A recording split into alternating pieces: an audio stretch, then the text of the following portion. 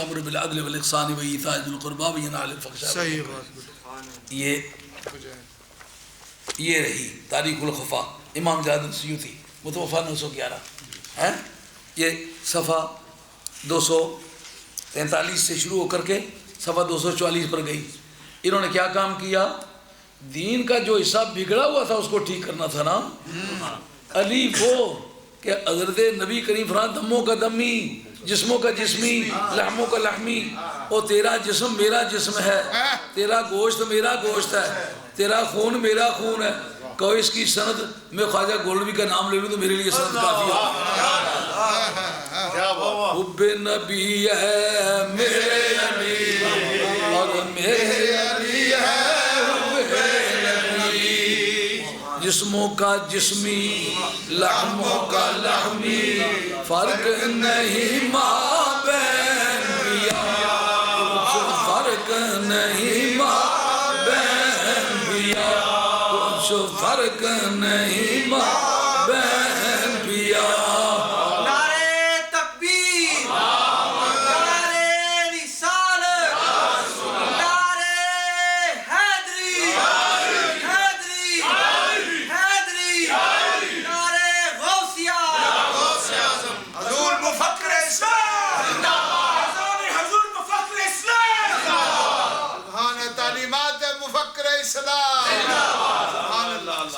اچھا پہلے مجدد جو تسلیم ہوئے ہیں انہوں نے کیا کام کیا ہے؟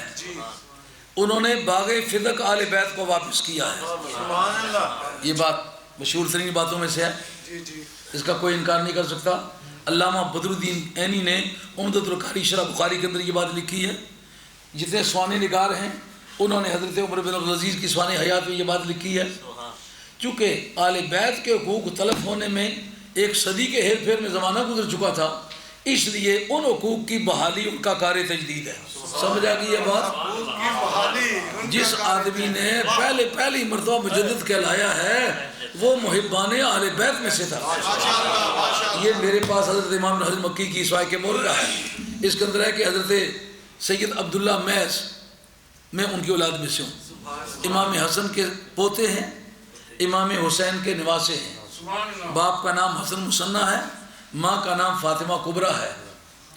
ان کا نام ہے سید عبداللہ میس. یہ پہلا سید ہے جس کی ماں بھی سیدانی ہے.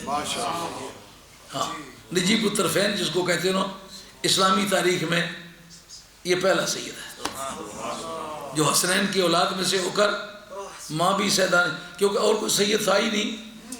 ابھی میں آپ کے سامنے عزت سید ہونے کی کھجلی بھی بہت سالوں کو ہو رہی ہے. میں ابھی آپ کے سامنے ابن تیمیہ کی پیش کرتا ہوں. ایکسکلپیٹری ایویڈنس جس کو کہتے ہو نا، ایکسکلپیٹ کرتی ہے، یہ مخالف دھڑے کی شہادت آپ کی حمایت کر جاتی ہے. یہ ہمارے اوپر حجت نہیں، ہمارے لیے حجت ہے. کیا فرق ہے جناب، کیا جی. تو جس آدمی نے پہلی مرتبہ مجدد کا ٹائٹل پایا ہے اس آدمی نے حضرت حیدر کرار پر جو تبرات جمعوں میں بھیجا جاتا تھا. یہ بات کنفرم ہو گئی ہے نا؟ کنفرم ہو گئی. یہ امام جلال الدین سیوطی نے لکھی ہے نا. اب اس وقت کوئی مولوی صاحب بہت ہی پڑھ گئے ہوں گے لیکن امام جلال الدین سیوطی تو نہیں بن سکے. انہوں نے کتنا دھماکے سے کہا ہے. اور یہ ایک آدھ کتاب نہیں لکھی، کامل اس کو لکھے گا ابن اسیر. خود جو ابن تیمیہ کا شاگرد ہے عماد الدین ابن کثیر البدایہ والنہایہ کے اندر خود لکھتا ہے. اس کا انکار کیا نہیں جا سکتا. پر اس وقت میں یہ لایا ہوں حضرت امام جلال الدین سیوطی کی یہ تاریخ الخلفاء اس لیے کہ حضرت امام جلال الدین سیوطی خود بھی اپنے متعلق کہتے ہیں میں بھی اس صدی کا مجدد ہوں، لیکن ان کی شان کے لائق ہے یہ بات. اس لیے کہ علوم ظاہریہ میں بڑی آپ کی دسترس ہے، علوم باطنیہ میں ایک ہی بات آپ کی بڑی یادگاری ہے جس کو انور علی شاہ صاحب لولابی نے فیض الباری شرح بخاری کے اندر لکھا ہے. دیوبند کی تاریخ میں اتنا بڑا دانشور عالم دین دوسرا نہیں گزرا. انور علی شاہ صاحب سید نہیں ہے، وہ حضرت امام ابو حنیفہ رضی اللہ عنہ کی اولاد میں سے. میرے پاس اکابرین دیوبند اردو کی کتاب ہے، اس کے اندر لکھا ہوا موجود ہے کہ وہ سادات میں سے نہیں ہے. اور خود انہوں نے بیان دیا ہے میں سید نہیں ہوں، میں حضرت نعمان بن ثابت کی اولاد میں سے ہوں. یہ جس وقت یہ فارغ ہوتے ہیں مولانا یا آگے شاہ لگا لیتے یا پیچھے لگا لیتے اب سیدہ نہ رلا پانے ہستا آڑی پٹنے لی زمیندار تک کہنے کہ نہیں ایمانداری نے کسا نے نال جس نے آڑ لگن آڑ پٹی سٹنے مطلب جس طرح ان چپ ٹکرا تیسی باڑی پڑ سکتے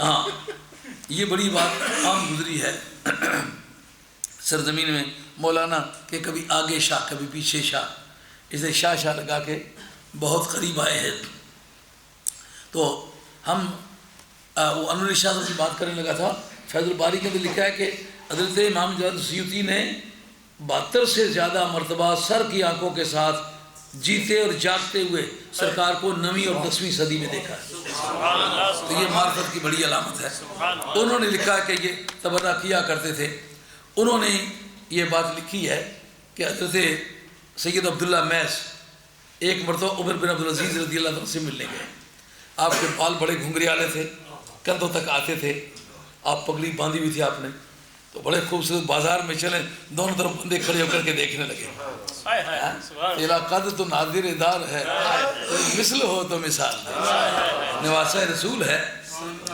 ریزمبلنس ہوتی ہے ورثے میں ملتی ہے عجیب تو کہ بازار میں دھوم مچ گئی یہ کوئی سید ہے جو جا رہا ہے کیونکہ دمشق کے بازاروں میں کبھی ان لوگوں کو دمشق ایسی وحشت ہو گئی ہوئی تھی کہ جو خاندان نبوت کی بیٹیاں ان بازاروں میں رلائی گئیں خاندان نبوت کے لوگ جو ہیں وہ دمشق کا لفظ سن نہیں سکتے تھے حتیٰ کہ حیدر کرار شیر خدا رضی اللہ عنہ کے سامنے کچھ لوگوں نے دمشق والوں کو شامیوں کو گالیاں دینا چاہیے لعنت بھیجی آفانی نہیں ان کو لعنت نہیں بھیجنی یعنی حضرت حیدر کرار کا اور جناب امیر معاویہ رضی اللہ عنہ کا براہ راست تصادم ہے لوگوں نے سمجھا کہ ان کے ساتھ تصادم جو ہے اگر ان کو گالیاں دے دیں تو کیا حرج ہے شامیوں کو گالی دی جناب امیر معاویہ رضی اللہ عنہ کو اس میں گرامی نہیں لیا اور وہ خبردار شامیوں کو لعنت نہیں بھیجنی وہاں ابدال ہوتے ہیں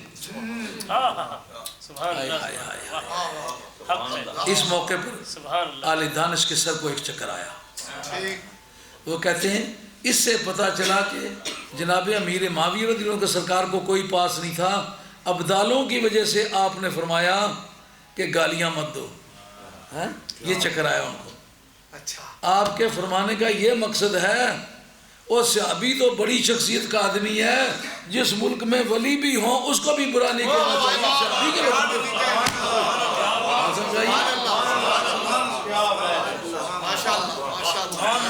لیکن نیتی بھی کوئی چیز ہے یار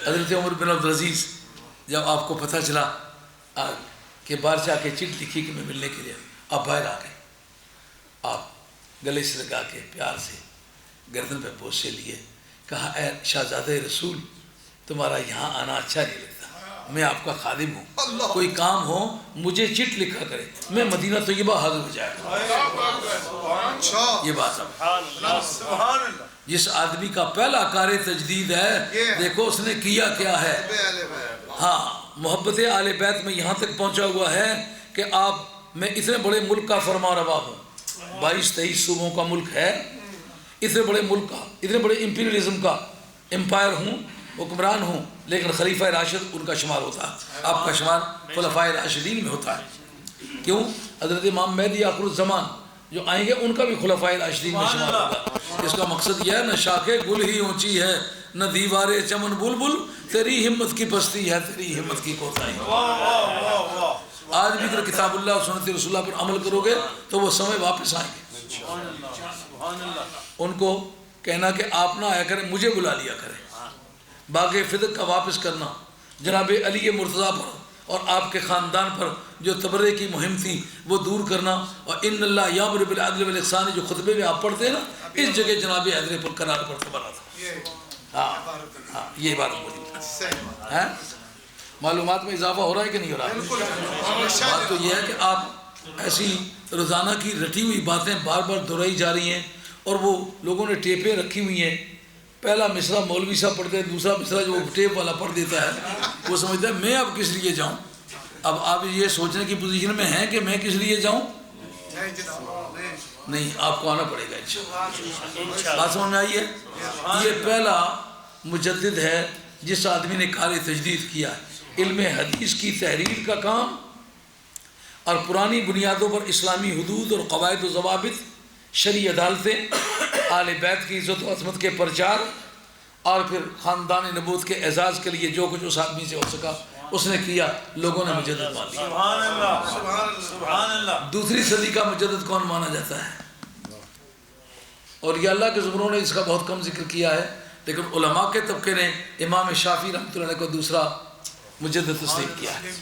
لیکن یہ بات بھی جان لیں کہ یہ ضروری نہیں کہ وہ مجدد جو ہے وہ صرف اکیلا ہی ہو خدا کی زمین پر، کئی 100 مجدد ہو سکتے ہیں، سبحان اللہ۔ اس کے اندر کوئی پابندی نہیں۔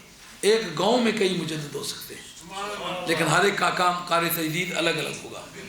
اس بنیاد پر اگر حضرت امام احمد حنبل کو مجدد مانا جائے، بجا طور پر مجدد ہے، ہاں، اس لیے کہ 179 میں آپ طالب علم تھے تو اس وقت آپ کے والد صاحب فوت ہو گئے، تو دوسری صدی مکمل ہونے سے پہلے آپ نے تکمیل علم کر لی۔ یہی وجہ ہے کہ حضرت امام بخاری رحمۃ اللہ علیہ ایک طویل عرصے تک حضرت امام احمد حنبل سے پڑھے۔ امام احمد حنبل استاد ہیں امام بخاری کے 1، امام مسلم کے 2، امام ترمذی کے براہ راست یا بالواسطہ، امام نسائی کے براہ راست یا بالواسطہ، امام ابو داؤد کے براہ راست یا بالواسطہ، اور ابن ماجہ کے براہ راست یا بالواسطہ، یعنی 6 کے 6 جو محدثین ہیں وہ شاگرد ہیں حضرت امام احمد حنبل کے۔ یا یہ بات میری سمجھ میں نہ آ سکے گی کہ اس کی کیا وجہ ہے کہ حدیثیں کینونائز کرتے وقت امام احمد حنبل کی تو مسند امام احمد حنبل کو کینونائز نہ کیا گیا، اس کو تو سرکاری کتاب قرار نہ دیا گیا، ان کی حدیثوں کو کیوں سرکاری حدیثیں قرار دیا گیا؟ یہ جامع نظامیہ بغداد کے اندر بھی لگائی گئیں، اور اس سے پہلے کے جو درس گاہیں تھیں اس میں بھی لگائی گئیں۔ اس جگہ ایک نقطہ سمجھنے میں آتا ہے، آپ اگر دھیان کریں تو کافی اس میں معلومات ہیں کہ جب شاگرد ہونے کے طور پر یہ امام احمد حنبل کے شاگرد ہیں اور وہ شاگرد ہیں حضرت امام شافعی کے، یہ خود صاحب مذہب اور مستقل ایک مذہب کا بانی ہے، اور حضرت غوث الثقلین جیسا آدمی امام احمد حنبل کا مقلد ہے۔ اس وقت کے جتنے بھی چوٹی کے محدثین ہیں سارے کے سارے بالواسطہ یا بلا واسطہ وہ فیض یاب ہیں امام احمد حنبل سے۔ تو امام احمد حنبل کا حنبلی مذہب اختیار کرنے کی بجائے انہوں نے شافعی مذہب کیوں اختیار کیا؟ شافعی سے تو ملاقات ہی نہیں ہوئی، قیمتی بات ہے۔ آپ کہیں گے کہ عباسی جو تھے حکمران وہ شافعی تھے، اگر یہی تسلیم کر لیا جائے وہ شافعی تھے تو اس کا مطلب یہ ہے حکمران سے متاثر ہو کر مذہب اختیار کیا ہے، مذہب کو مذہب کے طور پر اختیار نہیں کیا۔ یہ سمجھنا ہوگا کہ عباسی تو حنفی تھے، انہوں نے شافعی مذہب اختیار کیوں کیا؟ اور اگر امام ابو حنیفہ رضی اللہ تعالیٰ عنہ کو بھی پہلا مجدد تسلیم کیا جائے اس میں کوئی امر مانی نہیں ہے۔ وجہ کہ سن 80 میں آپ کی ولادت ہے، 20 سال کی عمر میں دھوم تھی آپ کے علم کی، تمام دانشوروں کی گردنیں جھکتی تھیں، علم و عمل کا ایسا جامع کہ ایسے جب وضو فرمایا کریں آپ بھی لوگ بھی تو لوگوں کے گناہ جھڑتے نظر آئیں، آپ کہیں اللہ کریم یہ میری بصیرت واپس لے لے، لوگوں کے عیب مجھے نظر آتے، مجھے اپنے عیب نظر آنے چاہیے۔ لوگوں کے عیب دیکھنے سے فائدہ کچھ نہیں ہوتا، اپنے عیب دیکھنے سے فائدہ ہوتا، بندہ اصلاح اپنے ہی کرتا۔ بڑے صاحب بصیرت بے شمار آپ کی کرامات ہیں۔ جب یہ سارے انفی تھے اور جو دور بھی گزرا ہے بنو امیہ کا آپ کے دور میں 132 میں، یہی میں نے کہا مجدد کی بحث میں آپ کو تاریخ بھی ساتھ ساتھ یاد رکھنا پڑے گی، یہ بڑی دقت ہوتی ہے۔ ایک مرتبہ ایک مولانا باز گئے، میں اس وقت کم عمر سا ہوں، وہ کہتے ہیں کہ حضرت نبی کریم علیہ السلام حضرت سیدہ عائشہ رضی اللہ عنہ کی قبر کے پاس بیٹھے ہوئے کچھ پڑھ رہے تھے، تو کسی نے پوچھا کہ کیوں پڑھ رہے ہو؟ تو آپ نے فرمایا یہ میری بڑی وفادار بیگم تھی، میری اس نے بڑی خدمت کی ہے تو میں ایصال ثواب کروں۔ میں نے کہا یہ دونوں باتیں جھوٹی ہیں، حضرت سیدہ عائشہ تو بڑی مدت تک زندہ نہیں ہے، لیکن اب تاریخی طور پر پتہ نہ ہو تو آدمی آگے کی پیچھے، پیچھے کے آگے مارتا ہے۔ 132 سنہ ہجری میں بنو امیہ کی حکومت گئی ہے، لیکن اس سارے عرصے میں جو مسلمان لڑتے رہے بنو امیہ کے ساتھ، وہ آل بیت رسول کی حمایت میں لڑتے رہے۔ ان کا مقصد یہ تھا کہ تم نے وہ جو معاہدہ تمہارا تھا کہ بعد میں خلافت جو ہے یہ مجلس شورا کے ذریعے سے جائے گی، یزید کو جانشین بنانے کی صورت میں اس کو خلافت ملی ہے، یہ آل بیت کی حق تلفی ہوئی ہے، کیونکہ عالم اسلام میں سب سے زیادہ مستحق علم اور عمل کے اعتبار سے اگر کوئی تھا تو وہ آل بیت رسول تھے۔ ان جنگ ہوتی رہی، عباسی ان کے بغل میں گھسے رہے، لیکن جس وقت انتقال اقتدار کا وقت آیا تو انہوں نے چھاپا مار لیا اقتدار پر۔ ابو العباس صفاق جو ہے اس نے زیادتی کی آل بیت رسول کے ساتھ، اور یہی وجہ ہے کہ امام مالک رحمۃ اللہ تعالی علیہ نے اس کی مخالفت کی، اور سید نفس زکیہ جو تھے وہ میدان عمل میں آئے اور حضرت امام مالک نے ان سے بیعت فرمائی، ان کے ساتھ مل کے جنگ کی۔ اب جس آدمی کو امام مالک کہا جاتا ہے، پورا افریقہ جس آدمی کا مقلد ہے اس کا نام ہے امام مالک۔ جب وہ نام لیتے ہیں نا کہ امام و دار الہجرہ، وہ سرکار کے دار الہجرت کا امام تو وہ اکیلا ہی ہے۔ امام مالک ادب اور عشق کا بادشاہ ہے۔ ان سے کہا گیا کہ ان عباسیوں کی خلافت کو آپ تسلیم کر لیں، ان کا جبرن انہوں نے بیعت لی ہے۔ جبری بیعت منعقد نہیں ہوتی، یزید کے خلیفہ بنے پھرتے ہیں اور اس کو بھی خلیفہ شمار کرتے ہیں، یہ خود بھی یزیدی کے خلیفہ ہے۔ جبر سے جو خلیفہ بنے وہ خلیفہ نہیں، جبر سے فیصلہ کوئی کرایا جائے فیصلہ نہیں، رشوت کے ذریعے سے کوئی قاضی بنے قاضی نہیں، اگر رشوت کے ذریعے سے کوئی خلیفہ بنے خلیفہ نہیں۔ آئی بات خیال میں؟ یہ لوگوں میں نے آپ کے سامنے شرح عقائد پیش کی تھی، وہ قاضی نہیں، وہ خلیفہ نہیں۔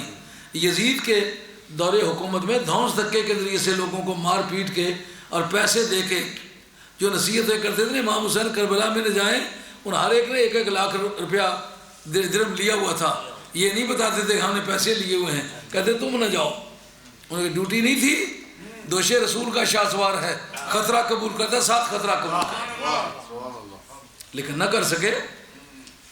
اب اس موقع پر بڑی سمجھنے والی بات یہ ہے کہ یہ جو عباسی تھے یہ شافی پھر کیوں ہوئے؟ کہ جس وقت وہ انتقال ٹرانسفر ہوا نا تو امام ابو حنیفہ نے کہا یہ جبری جو بیعت لے رہے یہ بیعت منعقد نہیں ہوتی، امام مالک نے بھی کہا یہ بیعت منعقد نہیں ہوتی، پھر امام ابو حنیفہ رضی اللہ عنہ باصر آدمی تھے، ان کو براہ راست کوئی نقصان پہنچانے کی پوزیشن نہیں تھے، ان کے لیے چیف جسٹس کی پوسٹ ریز کر کے 3 مرتبہ آفر کی، انہوں نے تینوں مرتبہ انکار کیا، ان کا جن کی خلافت کو خلافت منعقدہ نہیں سمجھتا ہوں ان کا میں قاضی کیوں بنوں؟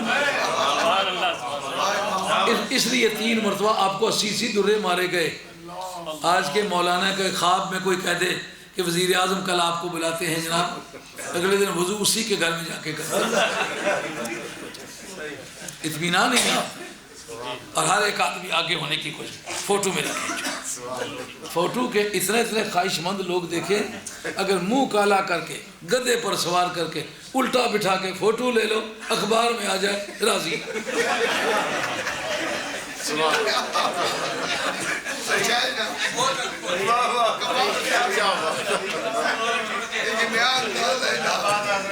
واہ امام ابو حنیفہ تیری غیرت و قربان، نہ کوئی تجھے جھکا سکا نہ تجھے کو خرید سکا۔ اب انہوں نے جب حمایت ان کی امام مالک نے بازو بھی جدا کری، بڑی لمبی داستان ہے، بڑی درد بری ہے، یہ کربلا کے واقعات سے کم نہیں ہے، لیکن اس وقت اس کے بیان کا وقت نہیں، تو امام مالک اندر کو جیل میں ڈالا گیا، بازو باندھ دیے گئے، بازو جدا کر لیے گئے، بعد میں منہ کالا کر دیا گیا، اونٹی پر بٹھا کے بازاروں میں پھرایا گیا۔ امام مالک کہتے ہیں سنو مسلمانوں، جو مجھے جانتا ہے کہ میں امام مالک، وہ جانتا ہی ہے، جو نہیں جانتا میں خود بتاتا ہوں میں امام مالک ہوں، میرا منہ اس وقت کالا ہوا ہے، اس لیے تم مجھے نہیں پہچان سکتے ہوگے، میں کل بھی آل بیت کا حامی تھا، آج بھی آل بیت کا۔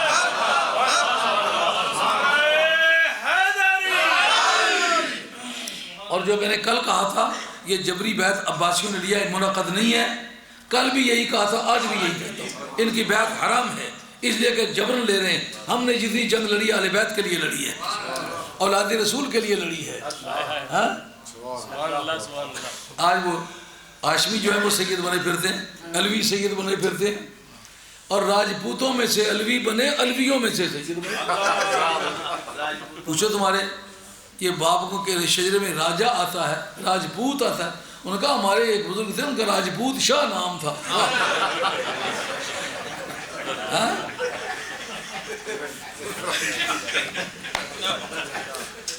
اب جس وقت یہ بزرگوں نے فتوے ان کے خلاف دیے، اگر امام احمد خمر ان کے فیور کے آدمی ہوتے درے مار کر ان کو شہید کرتے؟ اس کا مطلب کوئی بھی ان کی حمایت کا نہیں تھا۔ اگر امام شافعی ان کی حمایت کے بندے ہوتے، ان پر شیعہ ہونے کا الزام دے کے ان کو مصر میں جلا وطن کرتے؟ ائمہ اربعہ میں سے کوئی بھی ان کا حامی تھا؟ دیکھتے ہیں کہ ان ائمہ اربعہ نے کیا کیا۔ حضرت امام حسین، حضرت امام حنیفہ نے جو درے کھائے ہیں، اہل بیت کے حمایت میں کھائے کہ نہیں؟ وہ پھر حنفیوں کا کیا لگتا ہوگا جو اہل بیت کا نام نہیں لینا چاہتا؟ اندرا گاندھی کے نعرے مارنے پر راضی ہے، علی کا نعرہ روکتا پھرتا ہے۔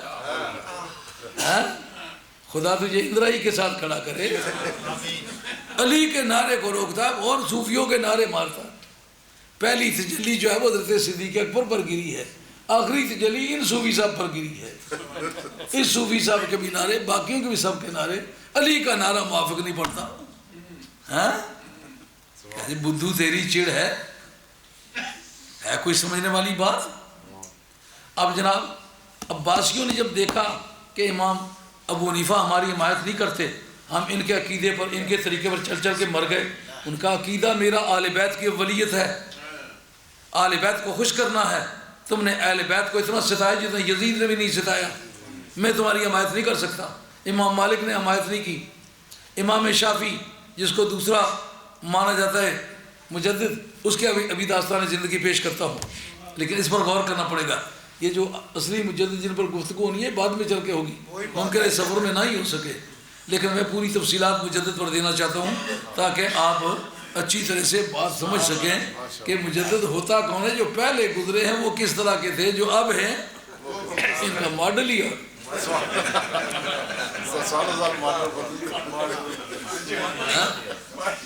ان کے انجن پیچھے لگے ہوئے۔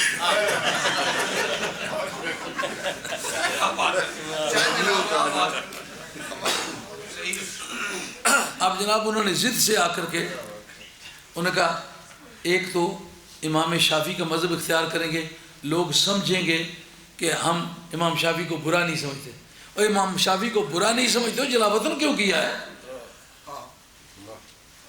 جلا وطنی کا کام تو تم نے کیا ہے اور شیعہ قرار دے کے کیا ہے۔ وہ خود ابھی میں یہ ریکارڈ پیش کرنے والا ہوں، حضرت امام حضرت مکی اس کا ذکر کریں گے۔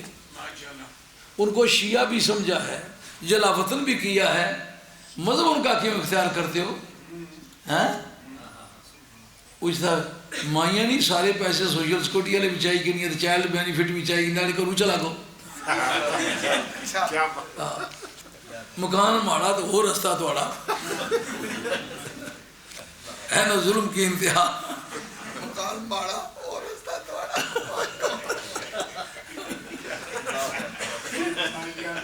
بات تو سمجھانی مراد ہے نا، بات سمجھ میں تو آ رہی ہے نا۔ کیا خوب۔ تو اگر تم امام شافعی کو اچھا سمجھتے ہو، ان کا مذہب اختیار کرتے ہو، ان کو جلا وطن کیوں کیا ہے؟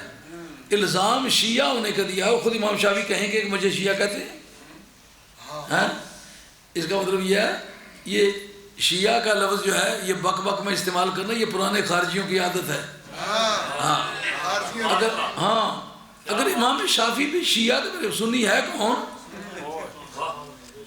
سارے محدثین کا مذہب وہی ہے، تو سارے محدثین کا ایک واسطے سے استاد ہے امام شافعی۔ امام احمد بن حنبل کا جو استاد ہوا پھر صاحب کا استاد ہوا۔ اب جناب وہ اگر شیعہ تو پھر سارے محدثین شیعہ ہوں گے۔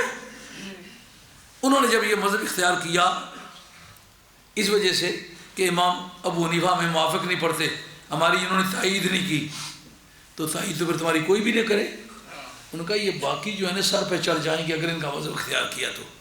امام حنیفہ بھی بغداد میں رہتے ہیں، احمد حنبل بھی بغداد میں رہتے ہیں، تو امام مالک جو ہیں وہ تو مدینہ طیبہ میں رہتے ہیں، لیکن ان کو ناکارہ کر دیا ہوا ہے، ان کے بازو ہی کاٹ دیے گئے ہوئے ہیں۔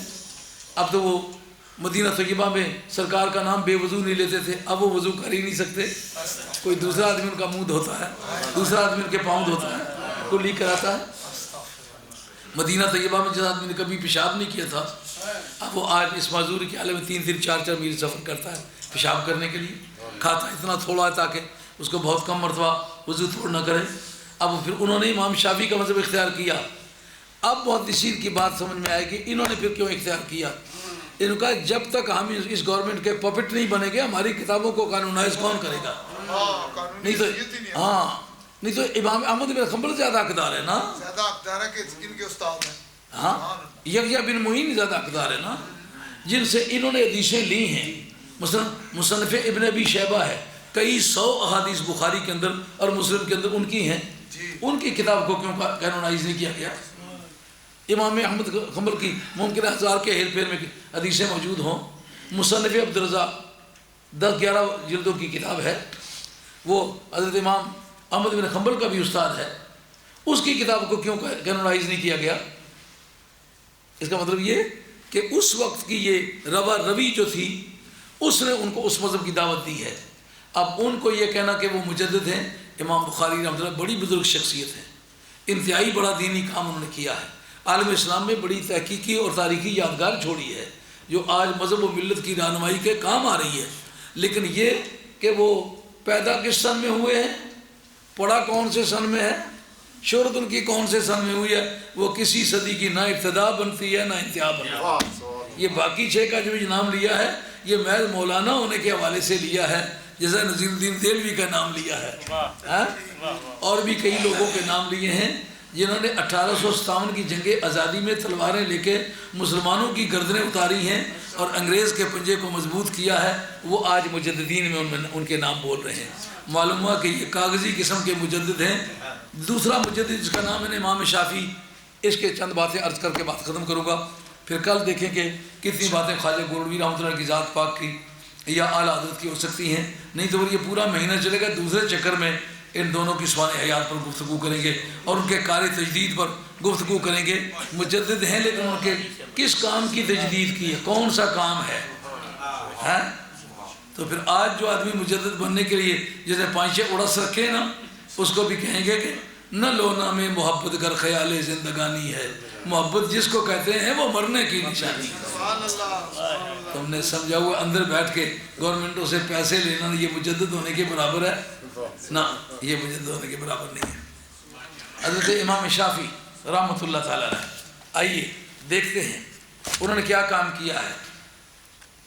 تدوین حدیث میں اور تحقیق فقہ میں ان کی یادگاریں ہیں، چوٹی چوٹی کے فقہا انہوں نے پڑھائے ہیں۔ خود حدیث کی روشنی میں کتاب الام 3 جلدوں میں میرے کتبخانے میں موجود ہے، ان کی لکھی ہوئی ہے۔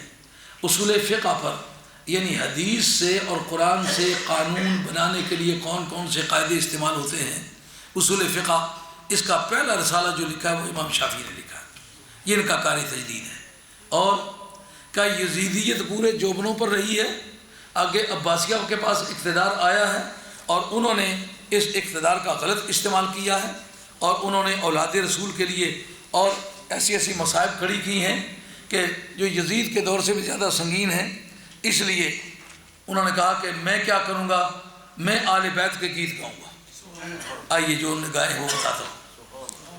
اذا نحن فضلنا عليا فإننا روافض بالتفضيل عند ذوي الجهل۔ کہتے ہیں جس وقت ہم حضرت علی مرتضیٰ کو فضیلت دیتے ہیں، آپ کے فضائل بیان کرتے ہیں، کس کا کلام ہے؟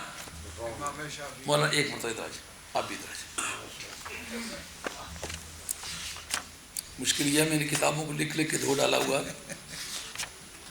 یہ دیکھیں، یہ سوائے کے مور کا نظر آ رہی ہے، یہ امام ابن حجر مکی کی کتاب ہے، سوا ان کا سنہ وفات 974 ہے، امام سیوطی کے بعد کے آدمی ہیں۔ یہ اس کتاب کا سوا 131 ہے۔ اس میں یہ کہتے ہیں اذا نحن فضلنا عليا فإننا روافض بالتفضيل عند ذوي الجهل۔ کہتے ہیں جس وقت ہم حیدر کرار کی فضیلت بیان کرتے ہیں تو جاہلوں کے نزدیک ہمیں رافضی قرار دے دیا جاتا ہے۔ فضائل علی بیان کرے جو نبی کریم علیہ السلام خود بیان کرتے رہے تو اس کو رافضی کہنا یہ جاہل کا کام ہے. یہ بات امام شافعی نے لکھی ہے اور امام ابن حزم کی جو کعبہ شریف کے امام ہیں انہوں نے اس کو نقل کیا. بات سمجھ آ رہی ہے؟ آگے کریں. وَفَضْلُ أَبِي بَكْرٍ إِذَا مَا ذَكَرْتُهُ رُمِيتُ بِنَسْبٍ عِنْدَ ذِكْرِ لِلْفَضْلِ.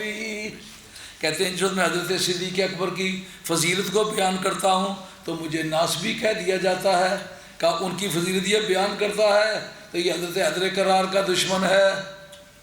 کہتے ہیں علی کی فضیلت بیان کروں تو رافضی, صدیق اکبر کی فضیلت بیان کروں تو ناسبی. کروں کیا؟ فَلَا زِلْتُ زَارِفْ زِنْوَ نَسَبٍ كِلَاهُمَا بِحُبِّهِمَا حَتَّى أُوَسِّدَ فِي الرَّمَلِ. کہتے ہیں میں ہمیشہ یا رافضی رہا ہوں یا ناسبی رہا ہوں. مجھے کہنے والے یا رافضی کہتے رہے یا ناسبی کہتے رہے, حالانکہ علی اور صدیق اکبر رضی اللہ تعالیٰ عنہما دونوں کی محبت میں راستے میں دوڑتے وقت بھی ان کے نام کا سہارا لیتا